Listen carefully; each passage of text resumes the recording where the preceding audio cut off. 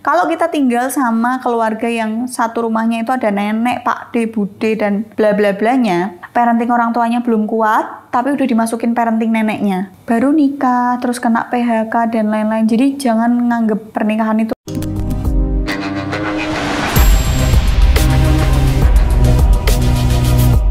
Nah Mbak, di video sebelumnya kita udah spot mention nih, Mbak udah nikah, sekarang udah hamil, udah 9 minggu. Nah kan, 9 minggu. 9 bulan lahir dong. Oh iya ya. 4 bulan 3 minggu. 4 bulan 3 minggu. Sudah 4 bulan 3 minggu. Aku baru tahu kalau 4 bulan 3 minggu tuh perutnya kayak gini.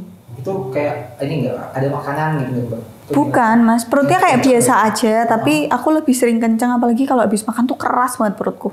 Kerasnya tuh bener-bener dari sini ulu hati sampai bawah. Udah kerasa ada makhluk hidup di dalamnya atau enggak? Kerasa ada sesuatunya. Ada sesuatunya gitu, jadi udah gak bisa tiap Aku tengkurap udah enggak. Terus aku nggak bisa ini loh, kalau kayak aku capek duduk gini terus kan suka keretek-keretek. Sakit aku udah. Sakit itu.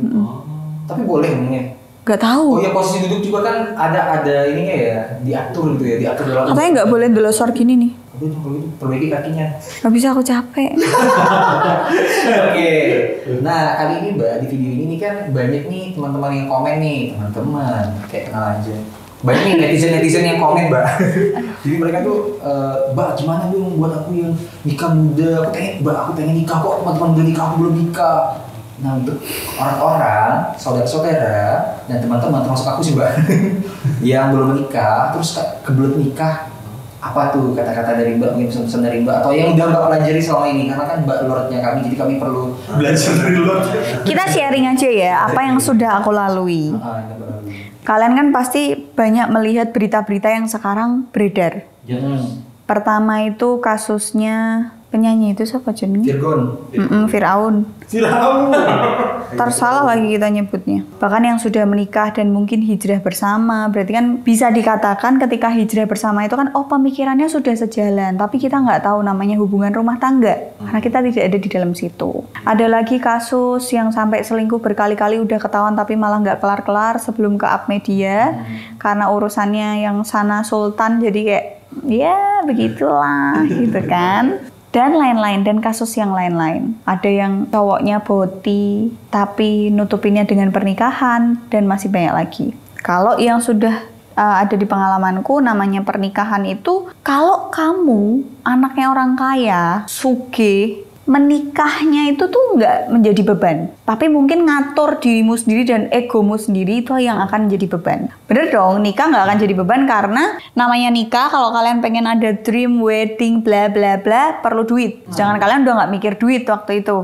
Karena kamu anaknya orang kaya, kawin sama orang kaya juga, jadi duit nggak masalah. Tapi yang nanti akan dikontrol adalah egomu. Karena sama-sama punya duit, aku bisa apa-apa sendiri, akhirnya aku sembarangan sak-sakku. Atau aku punya kuasa dan lain-lain. Ketika lo punya kalau lo punya duit, lo punya kuasa ya. Tapi gitu. Gak itu. Ya jadi gitu. Tapi kalau untuk orang-orang yang ekonominya apalagi menengah ke bawah, bahkan harus struggle gitu ya. Salah satunya aku, mungkin kalian lihat kayak, wah Mbak Adele itu pasti ada duit ya. Belum tentu sama guys. Aku yuk belanja cek neng pasar, nyari harga paling murah, nyari yang obralan dan lain-lain. Apalagi kalian ada di sandwich generation. Sandwich generation itu apa Mbak? Dimana kalian itu nyari duit itu bukan untuk membiayai diri kalian sendiri, tapi kamu ketumpuk-tumpuk antara kalian harus biayain orang tua yang lagi sakit, atau kalian harus bayarin adik kalian sekolah, atau kalian harus membiayai yang lain. Jadi kayak ketumpuk-tumpuk gitu loh. Sandwich itu kan numpuk-numpuk gitu. Jadi menikah bukan suatu aku harus kejar cepet-cepet gitu loh. Karena setelah menikah, hidup kalian tuh benar-benar berubah. Berubah gimana?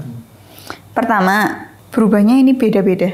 Kalau kalian tinggal sama orang tua, kalian, misal kamu cewek sama kayak aku, tinggalnya di rumah orang tuamu, mungkin pasanganmu akan jauh lebih nyaman daripada di Bali. Tapi akan ada orang yang berpendapat kalau, oh Mbak, mertuaku alhamdulillah baik, bejo. Tapi banyak di luar sana curhatan-curhatan atau pengalaman-pengalaman orang yang akhirnya sama mertuanya nggak akur. Tinggal numpang, kalau ekonomi orang yang ditumpangin itu nggak baik, pasti kisruh. Entah urusan listrik, kamu numpang di sini kan berarti boleh urun listrik, air, makan, bener-bener hal-hal Kalau sehari-hari ada gitu ya. kalau ada kerusakan, contoh kita kan nyuci baju, misal pakai mesin cucinya rusak, masuk ya kalau yang punya rumah baik ya udah dibenerin aja, dibayar. Lah kalau yang punya rumah resek, lah kamu kan juga make, yang make bukan cuma aku. Jadi benar-benar hal-hal yang Jadi hal-hal terjadi, detail itu yang akan dipermasalahkan. Hal-hal kehidupan sehari-hari yang kerikil-kerikil itu ditumpuk jadi kerikilnya akeh. jadi akumulasi gitu ya, Mbak. Betul. Itu realitanya ya, Mbak ya. Itu realita yang terjadi di Kebanyakan orang. masyarakat, kebanyakan orang pasti digituin. Banyak kok dulu yang jaga toko kacamata mamaku itu, dia bahkan boleh mandi atau nyalain air itu dijamin, Mas. Jadi nggak boleh suara sanyo itu kan ada suaranya. Dijadwalin Nah, gitu. ibu mertuanya tuh nggak mau keganggu dengan suara sanyo. Dan kalau nyuci bolehnya malam doang, yang kayak gitu-gitu. Jadi peraturannya emang harus kita ikutin, tapi itu yang jadi bikin pasangan baru ini nggak nyaman gitu loh. Belum lagi kalau punya anak, namanya parenting. Zaman sekarang tuh kan parenting ya bahasa kerennya, pola asuh gitu kan. Kalau kita tinggal sama keluarga yang satu rumahnya itu ada nenek, pak de, bude, dan bla bla blanya, parenting anaknya itu bingung. Parenting orang tuanya belum kuat, tapi udah dimasukin parenting neneknya. Nenek itu tidak didesain untuk ngasih pelajaran ke anak, tapi didesain untuk membahagiakan anak. Membahagiakan cucunya. Jadi nenek kakak itu akan selalu nurutin anaknya. Si cucu. Misal orang tuanya, anakku ini nggak boleh makan gula terlalu banyak. Ih, nggak apa-apa, ini kasih aja sedikit. Kamu juga dulu tuh suka gula kan, gitu ya. Itu kalau udah punya anak. Belum lagi kalau misalnya baru nikah, terus kena PHK dan lain-lain. Jadi jangan nganggep pernikahan itu remeh. Benar-benar harus diperkirakan. Kalau sekiranya barusan nikah itu, dengan keuangan segini kayaknya punya anak kok terlalu berat ya. Bukan menunda, tapi lebih kemikirin nanti anakku biar nggak terlalu repot. Biar nutrisinya nanti tercukupin. Biar nanti dia nggak ngerasain, mungkin di kandungan dia udah mulai ngerasa ya. Kayak kemarin aku kontraksi itu aku baru tahu kalau di dalam rahim kontraksi itu bayinya kesempitan. Jadi dia kayak ada benjolan gitu tau bayinya di sini, terus dia kesempitan. Kontraksi itu kan dipicu dengan stres mungkin dan lain-lain. Jadi kadang untuk menjadi orang tua itu benar-benar kita kayak meninggalkan egois gitu loh. Sekarang pun aku masih bergelut kayak nanti begitu punya anak berarti aku udah nggak boleh egois lagi. Benar-benar nggak boleh salah, benar-benar harus menjadi orang tua yang baik untuk anakku. Itu masih kayak di otakku, nanti gimana ya? Masih kayak gitu. Jadi buat kalian yang kebelet nikah, coba pikir lagi. Kenapa kalian pengen nikah? Kalau kalian pengen nikah biar kayak yang lain, ya good luck kalau kataku. Tapi kalau kalian menikah, emang aku sudah siap kok Mbak, aku sudah memikirkannya sudah 5 tahun atau udah 2 tahun lalu, kita udah nabung bersama, kita emang udah ikhtiar, kita emang udah ada niat bla bla bla, sudah dipersiapkan, monggo. Nikah itu ribet menurutku. Kalau dari aku ya, waktu aku sama Marcel itu mempersiapkannya ribet. Komunikasi yang selalu aku tekankan dalam suatu hubungan, itu kalau nggak jalan, orang mau nikah aja bisa putus guys, bisa gelut. Aku waktu resepsi itu sama Marcel tak diemin, beneran tak cuekin. Karena aku ngerasa aku sebel banget waktu itu. Kayak semuanya aku, terus kayak ngerasanya itu berat sekali. Jadi beneran tak cuekin itu sih. Itu mungkin, tapi aku lihat Marcel jadi kasihan kan. Kayak aku nyuekin dia, tapi dari pihak lain juga nekannya ke dia juga. Akhirnya ya udah deh, emang harusnya ngalah gitu. Nanti nikah terus kalau kamu ketemu suami atau kamu ketemu istrimu yang kamu nggak pernah tinggal bareng, terus tiba-tiba kamu tinggal bareng, kamu lihat kelakuannya tiap hari, kamu lihat dia bangun tidur ngapain, habitnya, kamu lihat dia kalau nyalain AC nih, pas mau tidur aja atau AC nyala dia bisa tinggal, kamarnya kosong, itu bisa jadi jengkel loh. Cara bongkar pakaian misalnya Mbak. Betul, cara bongkar pakaian. Aku sama Marcel lebih sering ngerapiin Marcel daripada aku. Apalagi nggak ada Mbak Casey, kadang aku bangun tidur ya udah tak tinggal aja, dia yang ngerapiin. Misal kayak kemarin aku di bawah terus kan, nggak tak rapiin.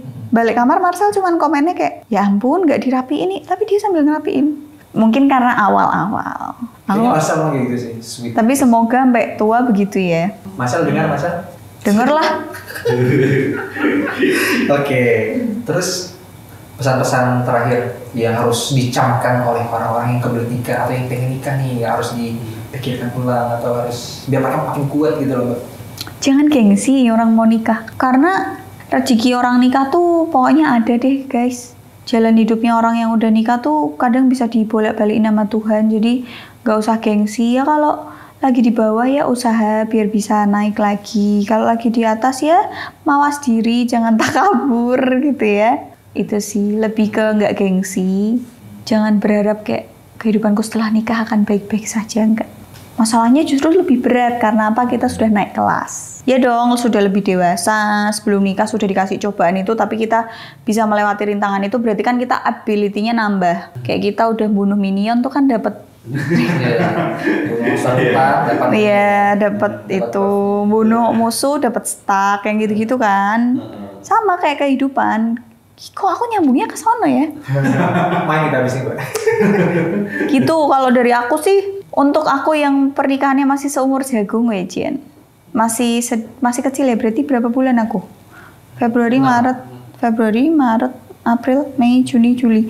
Baru 6 bulan itu sih. Gengsinya, terus kalau udah nikah tuh komunikasinya beneran harus dijaga, sama jangan dengerin orang di luar pernikahan kalian. Jadi kalau kalian nikahnya kan kamu berdua nih, ya udah, kalau kamu nggak denger dari mulut pasanganmu jangan dipercaya. Kalau kamu misal lambat tapi perselingkuhan, itu kan kita taunya dari luar, cross check dulu, jangan langsung nuduh suamimu gitu. Karena takutnya kalau misalnya, kalau di aku sendiri ya, ketika Marcel ngomong apa atau melakukan sesuatu yang bikin aku sakit hati, itu tuh ternyata nggak tak lupain sakit hatinya. Jadi aku nggak marah, aku juga nggak harus memaafkan, tapi aku nggak lupa. Takutnya itu numpuk. Jadinya akhirnya pas ada waktu atau momen kita bisa ngeluarin, nah itu bludak semuanya. Itu sih. Jadi beneran harus dewasa secara mental. Banyak yang disiapin. Kamu kalau misalnya mau nikah cuman gara-gara biar sama kayak temennya, biar ada gandengan, menurutku alasan yang konyol gitu. Karena pernikahan itu banyak banget yang disiapin selain duit ya, tapi mental semuanya harus disiapin. Dan itu sekali kamu menikah nggak mungkin ada istirahat atau jedanya, dan nggak ada akhirnya. Ya udah, akhirnya nanti kalau kamu mati doang. Bahkan even kalian cerai pun juga masih ada afternya. Repot. Belajar seumur hidup ya, Mbak. Iya, bahkan jadi orang tua tuh aku ngerasa, sekarang aku ngelihat mamaku ya, kayak kakakku marah-marah gitu tuh, anjing, jadi orang tua tuh kayak gak boleh salah ya, kayak harus bener ya, kayak harus lebih kuat ya, harus lebih ngerti ya. Aku bayangin lihat kakakku gitu kayak, kok gak mau kalah ya, kenapa nyalain orang tua bisa sampai segitunya. Jadi aku lebih belajar lagi gitu loh, gimana didik anaknya nanti, gimana aku sama hubungan sama suaminya nanti. Gitu deh, persiapannya banyak. Konyol kalau alasan nikahmu cuman biar sama kayak yang lain, biar bisa enak-enak halal, biar bisa main tanpa mikir kebobolan, tanpa digerebek, atau alasan-alasan konyol lainnya. Oke, Mbak, terakhir, Mbak, ini yang paling sering ditanyakan netizen. Nikah dulu baru mapan, kita berusaha bareng gitu, atau berusaha bareng dulu mapan masing-masing dulu baru nikah? Dua-duanya sama-sama bisa. Mapan dulu baru nikah enak, tapi kita nggak ada yang tahu kehidupan setelah itu kan gimana. Nikah dulu baru mapan, banyak yang berhasil. Dua-duanya bisa, tapi yang harus kalian tahu adalah kalian berdua sebagai pasangan harus sama-sama atau saling percaya satu sama lain. Kalau kalian bisa.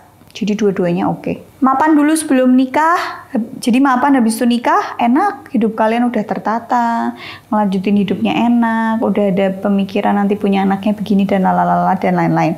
Tapi kalau nikah dulu baru mapan, banyak juga yang berhasil. Sepupu-sepupuku tuh banyak.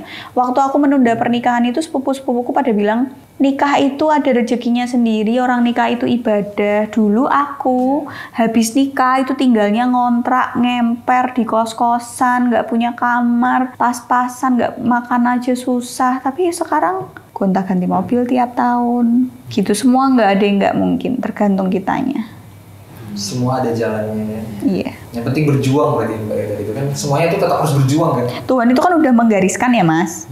Nanti Adela Wulandari nih lahirnya begini, jalan hidupnya begini. Tapi kan manusia tetap harus berusaha. Dengan begitu mungkin Tuhan, oh bocahnya wis usaha, ya wis ning kene wis gitu. Gitu loh. Thank you untuk insight-nya. Sampai ketemu di video selanjutnya.